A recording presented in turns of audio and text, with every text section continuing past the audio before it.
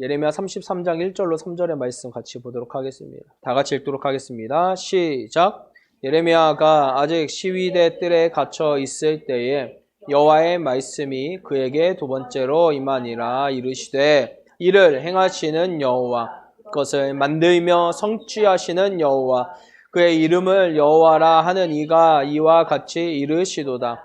너는 내게 부르짖으라. 내가 내게 응답하겠고 내가 알지 못하는 크고 은밀한 일을 내게 보이리라. 아멘. 2023년 1월 1일입니다. 하나님께서 2020년 한 해 저희를 인도해 주시고 보호해 주셨던 것처럼 새해에도 저와 여러분에게 그런 놀라운 하나님의 은혜가 함께 하시길 간절히 소망합니다. 교수신문이라고 있는데요. 이 교수신문에 매년 올해 사자성어를 발표를 합니다. 2022년 작년 사자성어로는요, 과이불개라는 사자성어가 채택이 되었습니다. 무슨 뜻인고 하니, 잘못을 저질러 놓고 그 잘못을 고치지 않는 그것은 진짜 잘못이라는 그런 공자의 말이 선택이 되었습니다. 2위로 선택된 사자성어는요, 욕계미창입니다. 욕계미창. 그 뜻은 덮으려고 하면 더욱 드러난다 라는 의미입니다. 과이불개, 욕계미창, 이 두 사자성어만 보더라도 2022년 한 해가 어땠는지를 우리가 가늠해 볼 수 있는 것 같아요. 안타까운 사실은요, 역대 올해 그 사자성어를 보면은 사회의 긍정적인 부분이나 희망적인 메시지보다는 암울한 현실을 비판하는 목소리가 더 컸다라는 사실입니다. 2021년에 묘서동처라는 사자성어였는데 도둑 잡을 사람이 도둑과 한패가 됐다라는 뜻이었습니다. 20년에는 아시타비, 나는 옳고 남은 그르다라는 뜻이었어요. 그리고 19년에는요, 공명지조, 한 몸에 두 개의 머리를 가진 새라는 의미의 사자성어가 선택이 되었습니다. 공명지조, 무슨 뜻입니까? 불교의 설화에서 나오는 공명조라는 새가 있다고 해요. 머리는 두 개인데 몸통이 하나라고 합니다. 한 머리는 낮에 일어나서 일을 하고요. 다른 머리는 밤에 일어난다고 합니다. 몸은 하나인데 마음이 두 개입니다. 그러니까 두 마음이니까 화합을 할 수가 없었겠죠. 시기 질투하며 으르렁 대던 어느 날에 이제 한 머리가 맛 좋은 과일을 혼자 먹는 걸 다른 머리가 알게 되었습니다. 그래서 다른 머리가 복수를 하기 위해서 독 있는 과일을 먹었습니다. 어떻게 됩니까? 당연히 결국 그 독이 온 몸에 퍼져서 둘 다 죽게 되어버리죠. 이게 공명지조입니다. 나라는 하나지만 두 마음이 쫙 갈라져서 진영과 이념 논쟁으로 살벌하게 갈라진 우리나라의 이 현실, 또 이기적이고 배타적이며 서로 이해하지 않고 도끼를 품은 이 시대의 미성숙한 모습을 대변해주고 있는 말이 바로 이 공명지조다라는 거죠. 2022년은 어떻습니까? 다를 바 있습니까? 아니요. 더하면 더했지 덜하지는 않습니다. 변한 모습이 없어요. 오히려 더 암울한 것 같고요. 비참한 절망의 현실인 것 같습니다. 우리가 살아가는 이 현실이 상식적인지 비상식적인지 고민해야 하는 순간이 왔다라는 거죠. 과이불개. 어떻게 하다가 잘못할 수 있습니다. 잘못 저지를 수 있어요. 그럴 수 있습니다. 그러면 내가 잘못을 인정하고 다시 잘못된 그 길로 가지 않으려고 노력을 하는 것이 지극히 상식적인 태도라는 거죠. 그러나 우리는 이런 상식적인 태도를 외면합니다. 잘못을 인정하면 내가 지는 것 같고요. 다른 이들의 손가락질을 걱정합니다. 그런데 그 사이에 내가 그렇게 머뭇머뭇거리고 외면하는 그 사이에 비록 내 잘못이 사소할지라도 나비 효과가 되어서 더 큰 파장을 몰고 오고 있다는 거, 그거를 좀 기억해야 한다는 거죠. 우리는 늘 소잃고 외양간을 고치는 그것에 익숙해져 있습니다. 분명 2019년에요. 2019년에 내년을 걱정을 했었을 겁니다. 우리는요, 올해보다 더 부정적인 내년을 걱정하는 것에 너무 익숙해져 있습니다. 그래서 내년에 대한 희망이나 소망을 말하지 못하는 것 같아요. 자, 그럼 우리의 이런 태도는 상식적인 겁니까? 아니요, 저는 상식적인 거 아니라고 생각합니다. 아무리 현실의 절망과 암울한 상황에 우리가 매몰되어 있다고 해도요, 내일의 희망을 꿈꾸지 못한다는 것은요, 우리 그리스도인들에게 상식일 수 없습니다. 사탄은 그래서 계속 조소하고 있는 거예요. 야, 네가 할 수 있는 게 뭐가 있다고 희망이고 소망이야. 너는 현실을 몰라. 계속 그렇게 발버둥 쳐도 결국 너만 지칠 뿐이야. 절대 변하지 않아. 네가 그렇게 한다고 누가 알아줄 것 같아? 너의 그 결정에 무슨 유익이 있는 것 같아? 이렇게 사탄은 계속 우리를 비웃으면서 현실에 매몰되게 만들어 버립니다. 그러나 살아계신 하나님이 분명 말씀하시죠. 오늘 읽은 말씀입니다. 예레미야 33장 1절로 3절. 예레미야가 아직 시위대 뜰에 갇혀 있을 때에 여호와의 말씀이 그에게 두 번째로 임하니라. 이르시되 이를 행하시는 여호와 그것을 만들며 성취하시는 여호와 그의 이름을 여호와라 하는 이가 이와 같이 이르시되 너는 내게 부르짖으라. 내가 내게 응답하겠고 내가 알지 못하는 크고 은밀한 일을 내게 보이겠다. 예레미야는요 지금요 시위대 뜰에 갇혀 있습니다. 그런데 하나님의 말씀이 그에게 임한 겁니다. 일을 행하시는 하나님, 그 일을 만드시고 성취해 나가시는 그 하나님께서 말씀하십니다. 뭐라고? 부르짖으라고 말씀하십니다. 하나님께서 응답하시겠고 우리가 알지 못하는 크고 은밀한 일을 이제 내가 너에게 보이겠다. 그렇게 말씀하시는 거죠. 이뿐이 아닙니다. 여러분 성경 우리 한 구절 찾겠습니다. 예레미야 33장 10절로 11절 시작. 여호와께서 이와 같이 말씀하시니라.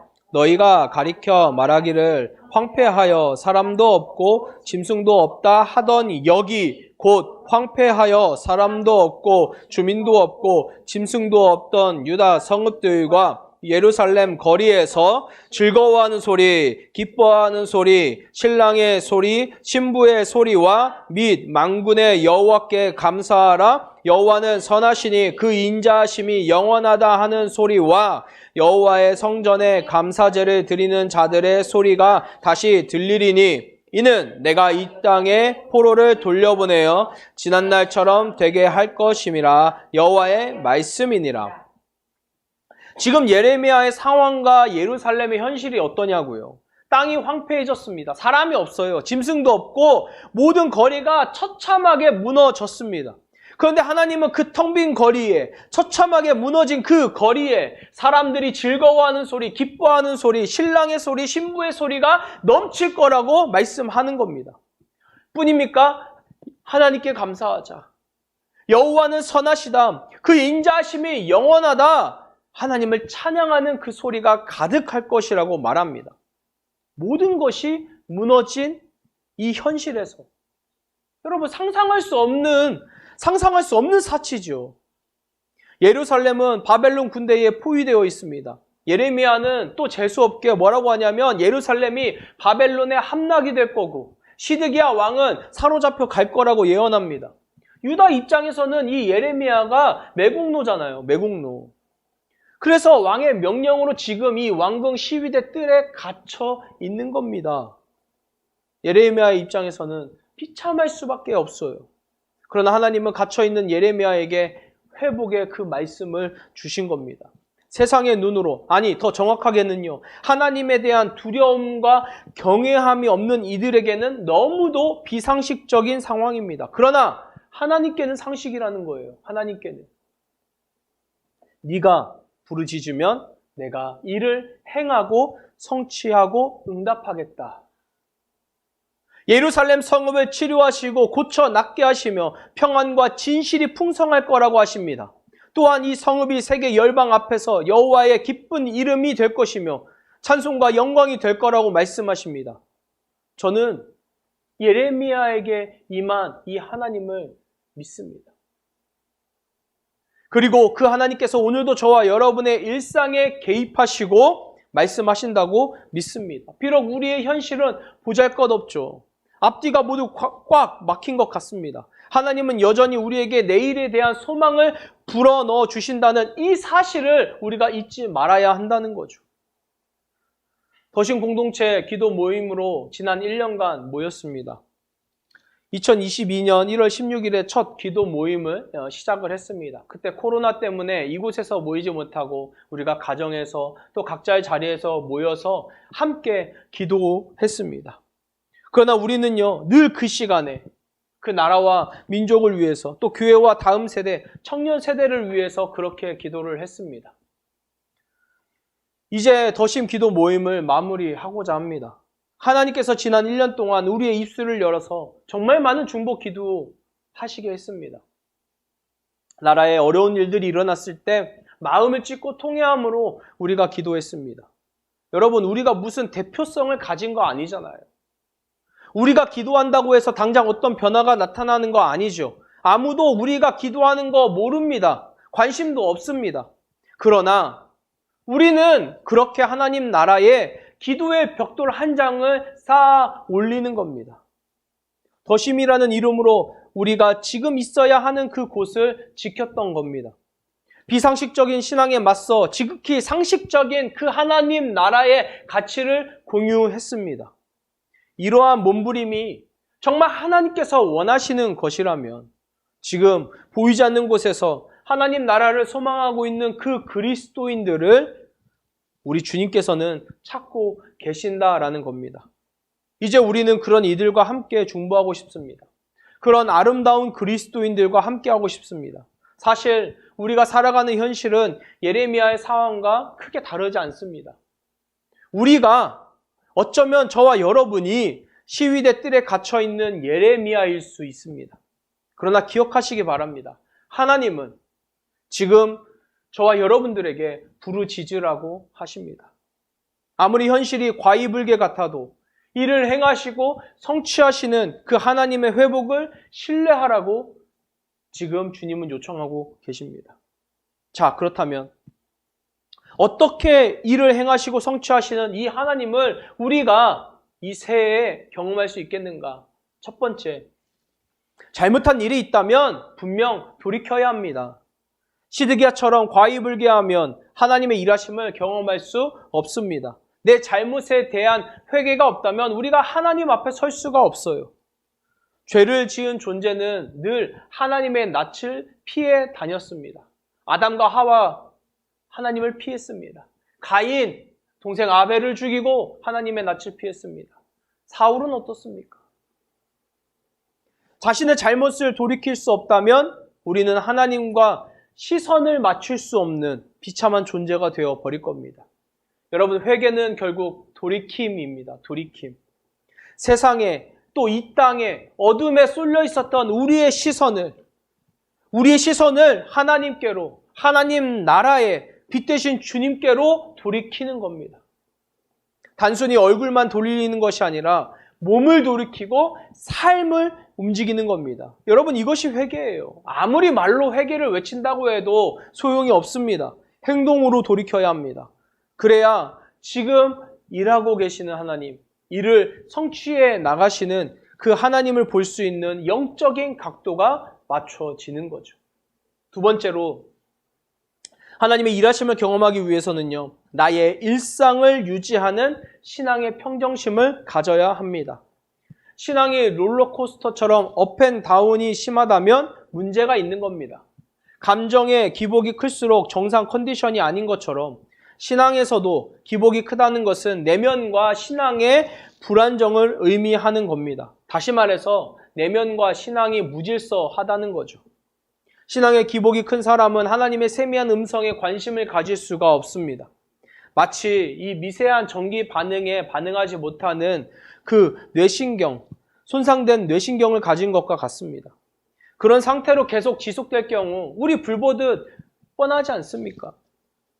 사울을 생각해 보세요. 하나님의 영이 떠난 그는요, 내면이 엉망이 되어버렸고 감정의 기복이 너무도 심해졌습니다. 하나님의 음성을 들을 수 있는 상태도 아니었고 하나님의 말씀에 순종하지도 않았습니다. 분명 하나님은요, 아멜렉과의 전쟁에서 아무것도 가지지 말라고 그러셨다고요. 모든 소유를 다 진멸하라고 말씀하셨습니다. 그것이 무엇이든 남겨두는 것은 이스라엘 민족에게 올무가 될 거라는 걸 알기 때문입니다. 사무엘은 좋은 전리품을 취한 사울에게 결국 이렇게 이야기합니다. 사무엘상 15장 19절인데요.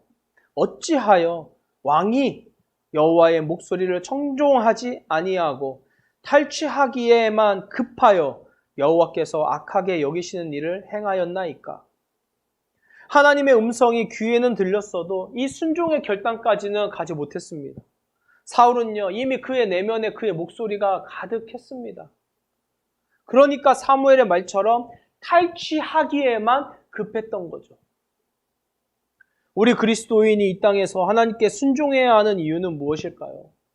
김효건 교수님의 말을 빌리면요, 우리가 사는 이 세상이 완전한 곳이 아닙니다. 하나님의 형상을 가진 우리가 하나님의 뜻대로 순종하며 통치해야 하는 실험적 세상이기 때문에 그렇습니다.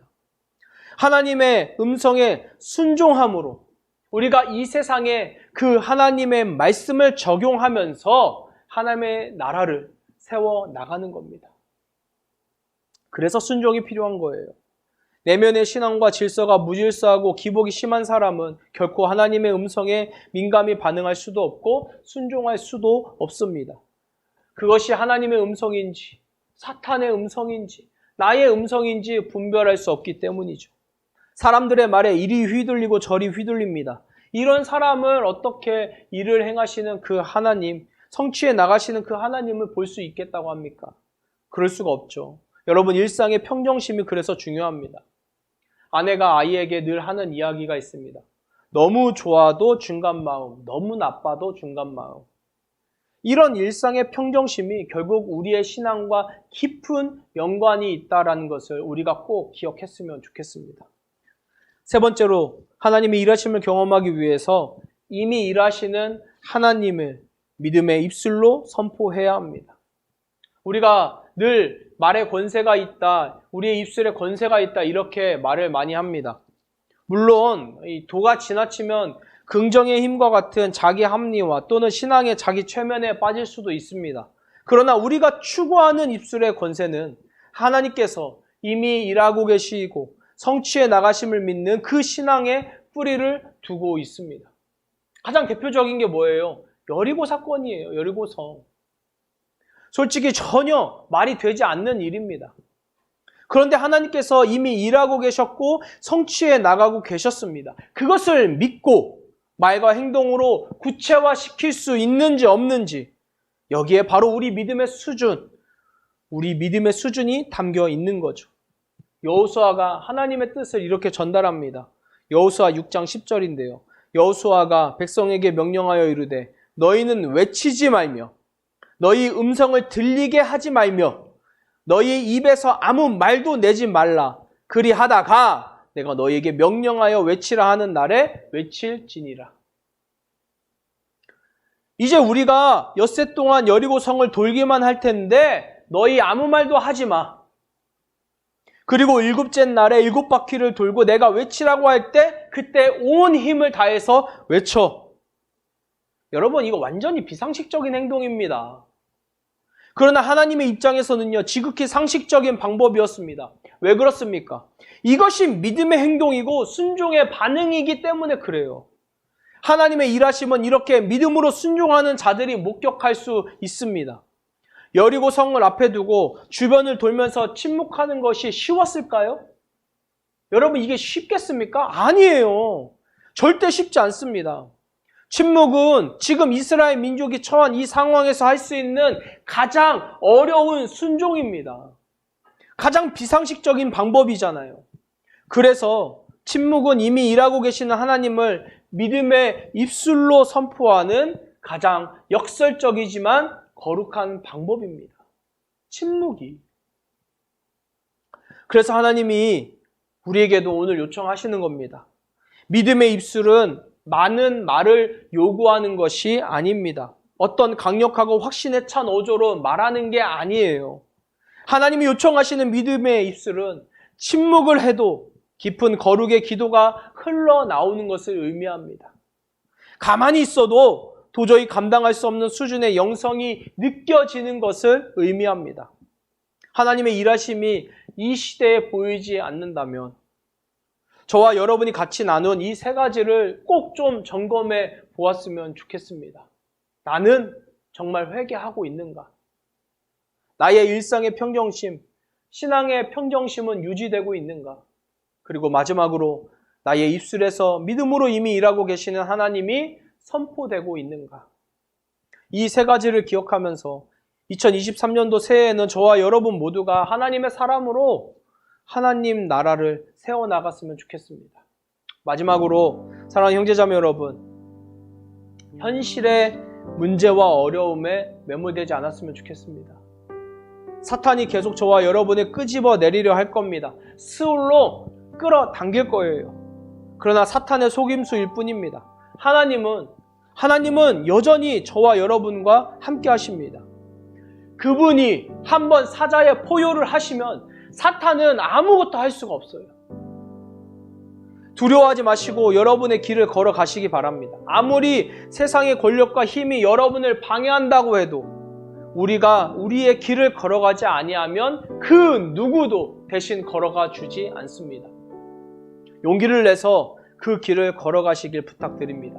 천천히 가더라도 좁은 길을, 쉽지 않은 길을 간다 할지라도 포기는 하지 마시기 바랍니다. 하나님은 여전히 우리의 손을 그렇게 꼭 붙잡고 계시기 때문에 그렇습니다. 여러분의 삶 이곳저곳에서 이미 일하고 계시는 그 하나님을 경험하셨으면 좋겠습니다. 여러분 모두에게 하나님의 은총이 함께 하시기를 간절히 축원합니다. 진심으로 사랑하고 축복합니다. 이 시간 좀 말씀을 기억하면서 우리 묵상하면서 나아가겠습니다.